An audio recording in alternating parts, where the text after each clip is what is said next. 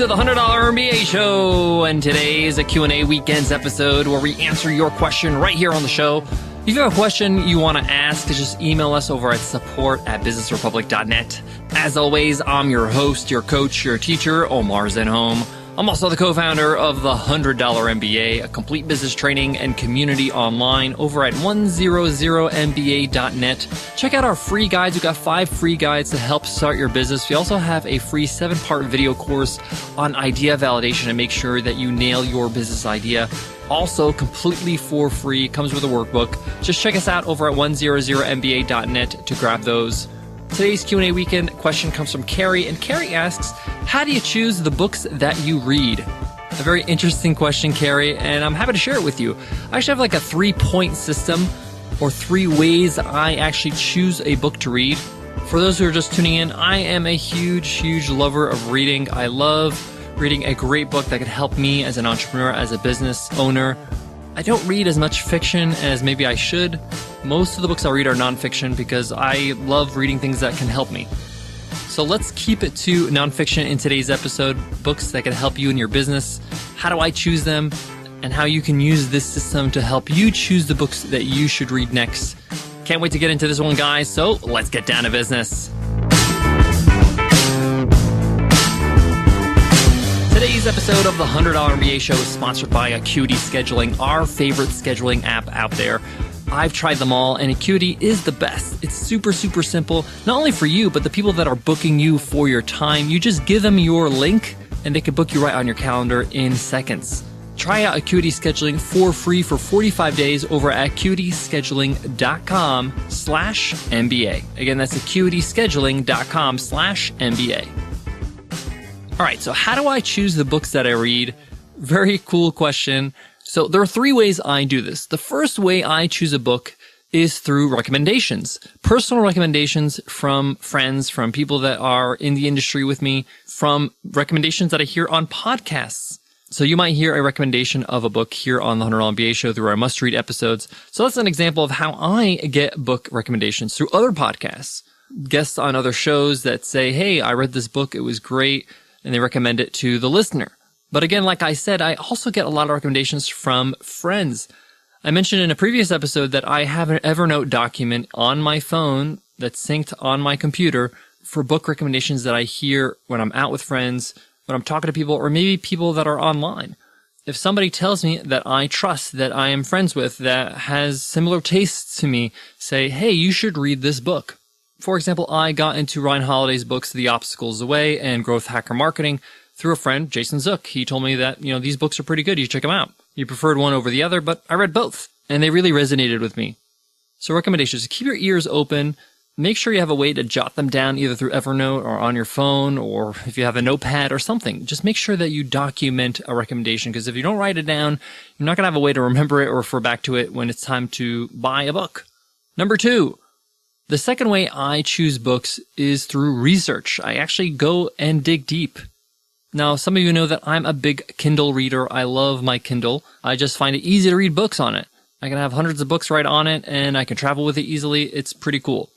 And one of the things about Amazon is that there are lots of reviews on all different kinds of books. And I love reading customer reviews. I think they're one of the best things that came out of the internet. You get to read what people like, don't like about the book, and it allows me to figure out if this book is going to be for me. I often like to read 3-star reviews rather than the 5-star reviews or the 1-star reviews. I always question, extremes. 3, 4-star reviews are great to read because people will mention, why it's not 5 stars. They'll say what they like and don't like. And often the things they say they don't like or that bothered them, I'll read them and say, oh, that's not that bad.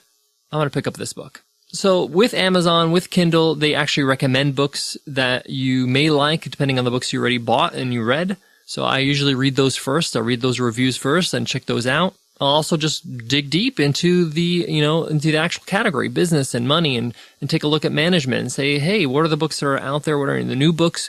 What are some of the books with the best ratings? So I might sit maybe, once or twice a month and read reviews for a half hour. It's actually pretty cool. It's actually pretty fun. And I just add it to my wish list, or I just order it right there. Again, with Kindle, it's super easy. Just click a button and it's on your device. It's a little too easy. But hey, I always say books are a good investment, so you can't really waste money on books. So that's the second way I actually choose the books I read. The third way is I often like to buy books from authors I love reading. So there are authors that I just buy their books based solely on the fact that I had a great experience with a book before. So Seth Godin is a good example of this. I also mentioned Ryan Holiday. I read any book that he writes. These books are well written. They're to the point. They suit my style. Michael Port's another example. Book Yourself Solid was a great book, and so was Steal the Show. So I know the author is solid. And I just love reading their writing. I feel like they're talking directly to me. And this is just something I recommend. If you read a book and you really love it, take note of the author and take a look at other books that they've written. Or be on the lookout for their new books that come out.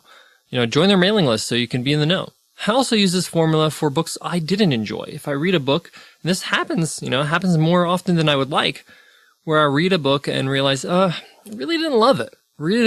Maybe I wish I didn't read it. Maybe it was a little bit of a waste of time, but I'm sure I learned a few things, but it wasn't as enjoyable. And I probably will make a mental note or maybe even take a physical note, write it in my Evernote, don't buy a book from this author again. And that's just my own preference. I don't want to read a book from this author because it just doesn't resonate with me. Their style, their approach to business, whatever it is. And this one's tougher than the first one because I have to be objective because I read books often one after another. And sometimes when you read a book that's really well written, that really speaks to you, that has great content, great value, and then you read another book that probably is pretty good, maybe not as well written, it kind of gets tainted because you're coming off such a great book. Your expectations are super high. You're kind of like, this book's kind of weak. When actually, if you read that book on its own, or maybe not after you read this great book, you would have thought this book's pretty good. So you gotta kind of step away from it and realize that, hey, maybe there is value in this book.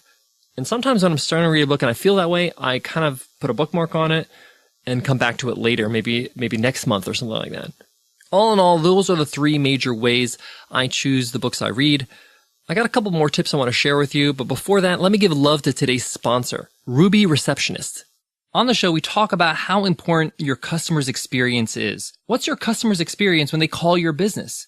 Is it a wow experience? Does it make them love you even more? You see, the truth is, all those answering services are the same. In order to truly wow your customers, to wow your callers with the best service possible, you gotta check out Ruby Receptionist. These people are amazing. They're a virtual receptionist service with a 5-star Yelp rating, whose dedicated staff has been handpicked for their outstanding people skills. Just forward your existing business phone number to Ruby's super friendly team of professionals and prepare to be amazed. Ruby's advanced calling system ensures your receptionist knows the details about your callers and your business before answering. They'll think the receptionist is right next to you, in the same room, in your office. Instead, they're in Ruby's state-of-the-art facility in Portland, Oregon. This is like having a model full-time employee for the fraction of the cost. Ruby is extremely affordable. There's only one way to guarantee callers a 5-star experience, and that's with Ruby. Hurry to callruby.com/business and get free activation, a $95 value. That's callruby.com/business. Guys, to wrap up today's lesson, I always say, like I said before, books are a great investment. You really can't go wrong. Sometimes you're going to choose books that just are not as great as you expected, and that's okay. I always try to read a book at least 30% through. And if I'm not enjoying it, if I'm not getting anything out of it, if I feel like, it's not that great, I don't waste my time. I just stop reading it. I don't have to finish it. And I move on to a book that really grabs me. Usually, I could tell if I'm going to fall in love with a book by the first, I say, 5 to 6 pages. So if you do choose a book that is just not really resonating with you, I say give it a good shot, 30% through, even 25% is really kind of enough. If it's still not saying anything to you, still don't feel like it's a great book, you're kind of struggling through it, let it go. You don't have to, go through it. Pick up another book, and it's okay. How much money have we spent on bad movies? It's okay. The point is that you're reading and you're learning, and you're also learning what books resonate with you, what books really, have an effect on you. And also, there's a little hidden benefit that I didn't discuss today. Reading really makes you a better communicator, makes you a better writer. It improves your taste in literature. I know that sounds a little bit high-end, but it does. You start to realize that, hey, what I thought was good before isn't as good as it is now, meaning that your taste is refining. And as a writer, you're going to start writing better because you will not, settle for something that you wouldn't read yourself. The point here is that use a system. You can use my system to choose books. choose a book, go for it. If you love it, great. If you don't, move on. All right, guys, that wraps up today's lesson. I hope you loved it. Tomorrow, we got a great lesson just like every day. So make sure you hit subscribe so you get it automatically. You wake up in the morning and it's right on your device. You're ready to go. All right, guys, before I go, I want to leave you with this. Remember that audio is an option. If you are too busy or you're at the gym or, maybe reading is something that you fall asleep to, then go with an audiobook. Audible is a great option. Audible has been a sponsor on the show. They give a freebie. You can get a free book from Audible by just going to audible.com/MBA. But keep that in mind. Audiobooks are an option if you just are not a reader for some reason. It's just not something that you've gotten used to. It could be, a good gateway into reading. And it's also a great way to kind of listen to a book while you're doing other things, whether it's driving, doing the dishes, or working out. All right, guys, I'll check you in tomorrow's episode. I'll see you then. Take care.